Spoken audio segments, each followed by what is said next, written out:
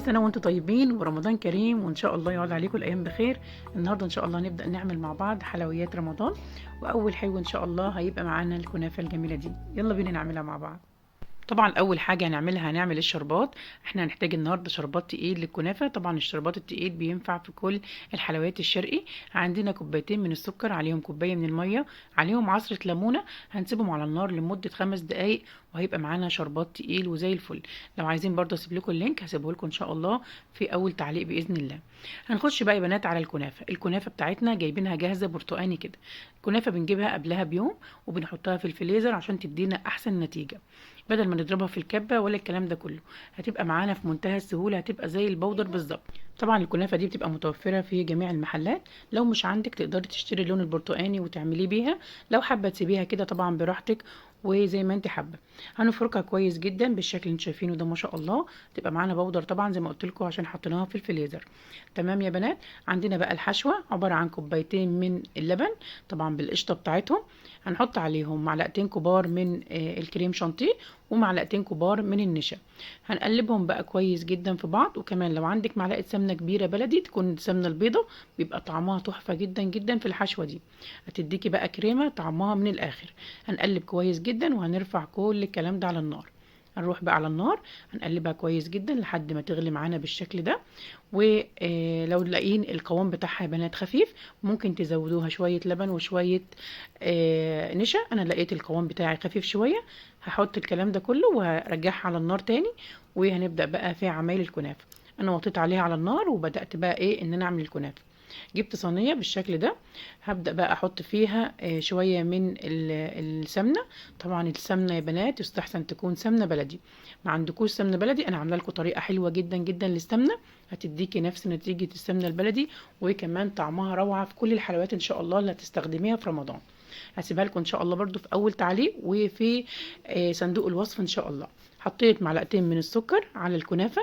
عندي هنا ده نص كيلو كنافه. النص كيلو بياخد 3/4 كوبايه سمنه، او بيزيد معاكي ممكن يوصل لكوبايه. تمام، احنا حطينا 3/4 كوبايه. وهنقلب كويس جدا، وهنبدا بقى ندخل كده الكنافه في السمنه كده لحد ما كلها تشرب من السمنه. وعندي الكريمه بتاعتنا خلاص بقت كده قوامها مظبوط جدا. هنسيبها بقى تبرد خالص. عندي صينيه الكنافه زي ما انتم شايفين، انا في الاول اديت لها شويه من السمنه، وبدات بقى ان انا احط اول طبقه من الكنافه. هنبدأ نحط الكنافة بالشكل ده يا بنات، هنرشها رش. تمام، هتبدأوا كده ترشوا رش كده لحد ما تتكون طبقة. لكن ما تحطوهاش كده كلها مرة واحدة، كده هتبقى معاكم كلكعة. لكن موضوع الرش ده بيديها كده مساحة ان هي في الفرن تستوي كويس وتتحمص معانا، ما تبقاش مكلكعة في بعض، ويبقى سويها مش مظبوط. هنفضل كده نسويها. وكمان لو حاسين ان هي الطبقه بتاعتنا خفيفه، هنبدا نديلها برضو من الكنافه لحد ما نعمل طبقه كده متساويه من تحت. انا مش عايزه الطبقه تبقى تخينه يا بنات. كل ما كانت الطبقه رفيعه، كل ما كانت الكنافه بتاعتك طلعت احلى، هتتحمص اسرع، وهتبقى كلها متحمصه، مش هتبقى من فوق بس متحمصه ومن جوه نيه. لا، الطبقه بتاعتك بتبقى خفيفه من تحت وكمان خفيفه من فوق، وطبقه الكريمه بتبقى ازيد منهم شويه، وبيبقى كده طالعه معاكي مظبوطه جدا. عملت ايه بقى بعد ما سويتها وخليتها تمام؟ بدات ان انا انزل بالكريمه زي ما شفتوا. زي ما انتم شايفين الكريمه طعمها تحفه، قصدي شكلها تحفه. هي فعلا برضو طعمها جميل جدا، وهتعجبكم جدا ان شاء الله. زي ما انتم شايفين يا بنات، لما نزلت الكريمه، بدات بقى ان انا ادي في الطروف كده كنافه، عشان خاطر الحق الكريمه ما تروحش للاخر، عشان خاطر لما بتستوي يبقى شكلها من الجناب كده محروق، ما بقاش تمام، مش بتدينا نفس الشكل اللي بتشوفوه بره الجميل ده. لكن لازم على طول قبل ما الكريمه تروح على الطرف، نبدا ندي لها كنافه بالشكل اللي انتم شايفينه ده. هنبدا بقى برضو نوزع بقى من فوق. زي ما قلت لكم، طبقه الكنافه طبقه الكريمه من جوه بتبقى سميكه شويه، بتبقى احلى كتير. بنبدأ بقى ندي الطبقة الأخيرة كده. نبدأ برضو زي ما قلت لكم بطريقة الرش، إن إحنا بنرش الكنافة، مش بنحطها كده على طول، أو مش بنكبها كده كب على طول. لا، بنرش كده الكنافة.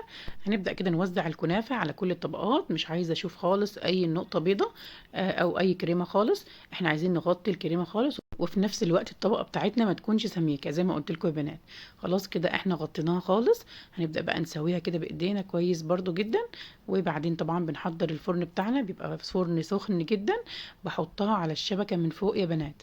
مش بنحطها في النص ولا حاجه، بترفعي الشبكه بتاعتك فوق خالص، والنار بتاعتك بتبقى على درجه حراره 180 او 200 مفيش مشكله، بس هي بتبقى من فوق خالص عشان كلها بقى تتحمص وتاخد لون حلو جدا وتتحمص من كل الجناب. هنسويها بقى كلها خالص كده، ويلا بينا بقى ايه على الفرن.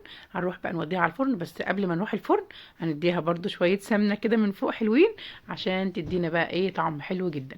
يلا بينا يا بنات على الفرن، ونشوفها ان شاء الله بعد ما تطلع معانا. اول ما الكنافه بقى طلعت معايا من الفرن اديت لها الشربات، وبعدين بقى جبت طبق التقديم وهنبدا نقلبها مع بعض. بنعرف ان هي استوت ازاي يا بنات او اتحمصت معانا؟ عشان طبعا هي لونها برتقاني، هي بتسيب الطروف خالص، بتسيب الطروف خالص بتاعه الصينيه بالشكل اللي انتوا شايفينه ده، وبتبقى باينه طبعا ان هي اتحمصت شويه، لكن بنحتفظ برضو بنفس اللون بتاعها. تمام، هنبدا برضو ندي لها الشربات التقيل بالشكل اللي انت شايفاه ده، هنوزعه بقى على كل الجناب. طبعا الكميه ترجع لك وبراحتك. احنا طبعا الكريمه يا بنات احنا عاملينها من جوه من غير سكر، فهي في تعادل بقى في الطعم، والكنافه بتاعتنا بجد طعمها تحفه. تعالوا نقطع قطع مع بعض كده ونشوف. بحب جدا الكنافه وهي سخنه، انتوا بقى بتحبوها بارده ولا سخنه؟ قولوا لي في التعليقات. شايفين يا بنات الطروف؟ هي دي اللي بقول لكم عليها، ان احنا لما ندي الكنافه من الجنب بتبقى الطروف بالشكل ده، ما بتبقاش محروقه من الجناب، بتبقى زي ما انتم شايفين كده بجد طعمها تحفه. انا اكلت القطعه في ثواني، بجد طعمها حلو جدا جدا. ان شاء الله تجربوها وتعجبكم. طبعا احنا اكلتها كده ساده، لو انتم حابين طبعا تحطوا مكسرات حطوا. اللي انا حاطاه ده يا بنات مش فستق، انا حاطه بندق، بس انا مدياله لون. تمام يا بنات، لان انا مش بحب الفول السوداني خالص في الحلويات، فلو انتوا حابين تنفذوا الفكرة نفذوها. تمام، يا رب ان شاء الله يكون الفيديو عجبكم. يا ريت لو عجبكم ما تنسونيش في لايك وفي شير وسبسكرايب للقناة، واستودعكم الله واشوفوا وشكم على خير فيديو جديد ان شاء الله. مع الف سلامة، باي باي.